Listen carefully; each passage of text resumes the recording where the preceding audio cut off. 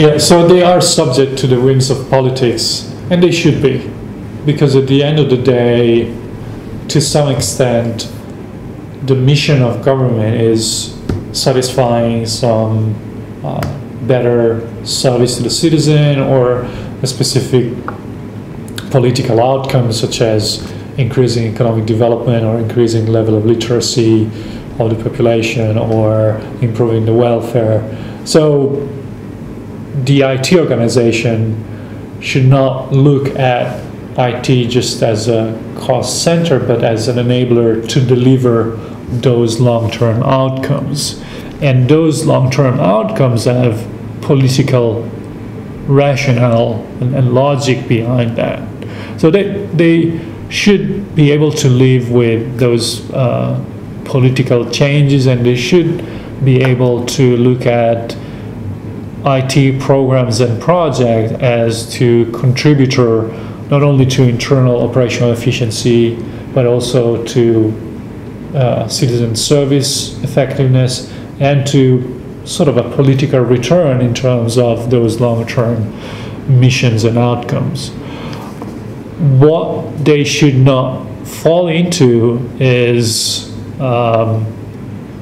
just trying to follow the big bang announcements that sometimes politicians make, or misaligning that long-term vision with the day-by-day operational delivery, or they should be really wary about the workforce implication, for example, of shared service initiative.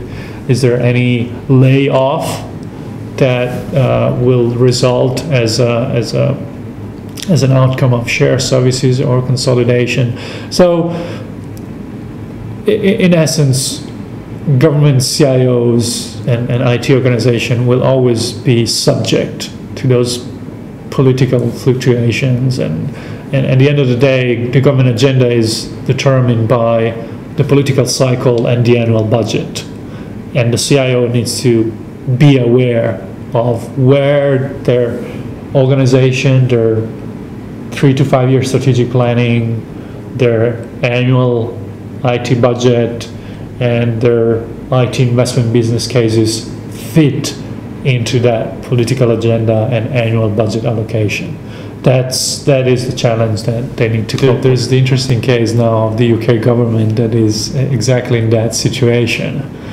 And what CIOs tend to do in a period of change, they tend to focus on the day-by-day operation, and they forget about long-term project. They try to test the waters and navigate the current situation. Good CIOs also do something else. They try to understand the power maps, the new power maps that shape up with the change in government.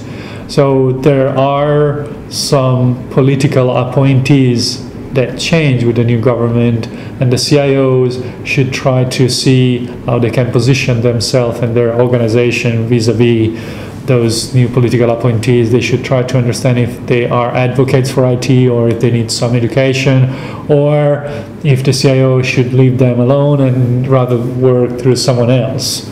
I think good examples of transitions are those where there is already a good program management or IT investment management governance model. So there are high-level executives in the program or business side of the house that do not change through political appointment, but they continue in their role for 10 or 15 years in government. And if the CIO is able to involve those members into long-term ventures, it makes their life easier. So I don't know, for example, the state of Delaware, I believe, in the US, they had some trouble with their ERP implementation. And what came out of that was a program management office that statewide program management office that involves IT and involves the business side, and whenever there is a multi-departmental initiative going on, that program management office is the avenue to make the right decision. So even if some of the people that participate to that PMO change, at least there are processes in place to replace them, to involve them, to educate them, to communicate with them, so that they ensure some continuity of that PMO.